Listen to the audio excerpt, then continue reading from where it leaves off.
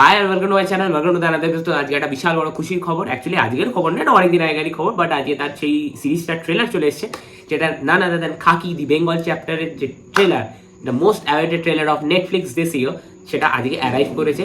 এটা বিশাল বড় একটা লঞ্চ ইভেন্ট করেছিল তারা, এবং সেখানে অনেক ইনভাইটেড ছিল। আমাকে ইনভাইটই করে না ভাই, কেন তোমরা ভাই সাবস্ক্রাইবটা করো, ইনভাইটটা তো পাই। তাহলে এটা থেকে গল্পটা এরকমই বুঝলাম, লেট 90s থেকে আর্লি 2000 একটা টাইম পিরিয়ডকে ধরা হয়েছে, এবং এখানে সরকার থেকে জিতকে অ্যাপয়েন্ট করা হচ্ছে একটা ক্রিমিনাল, যেটা শাশ্বত চট্টোপাধ্যায়, তার সেই গ্যাংস্টার টেক ডাউন করবার জন্য জিতকে অ্যাপয়েন্ট করা হচ্ছে। এবং জিত তারপরে সরকারেরই কোথাও এগেনস্টে হয়ে যাচ্ছে, কারণ সরকারও এই গ্যাংস্টারের সাথে ডিরেক্টলি ভাবে তখনকার দিনে যে ক্রাইম সেটার সাথে ইনভলভ।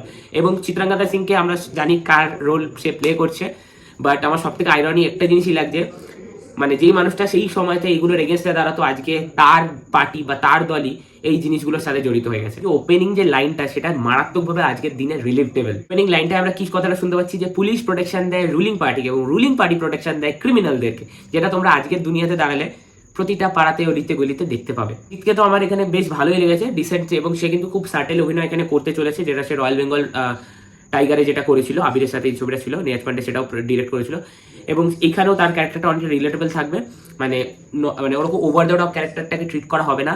এখানে গল্পতে দেখে বোঝা যাচ্ছে পরমব্রত চ্যাটার্জি কিন্তু মারা যেতে চলেছে, এবং হচ্ছে শাশ্বত চ্যাটার্জি ভিলেনের তো অভিনয় করছে, কিন্তু তার থেকেও বড় ভিলেন হতে চলেছে, যার সাথে জিতে দেখবে একটা ফেস টু ফেস একটা ব্যাটেল চলতে থাকে, সে হয়তো মেন কালপ্রিট হবে।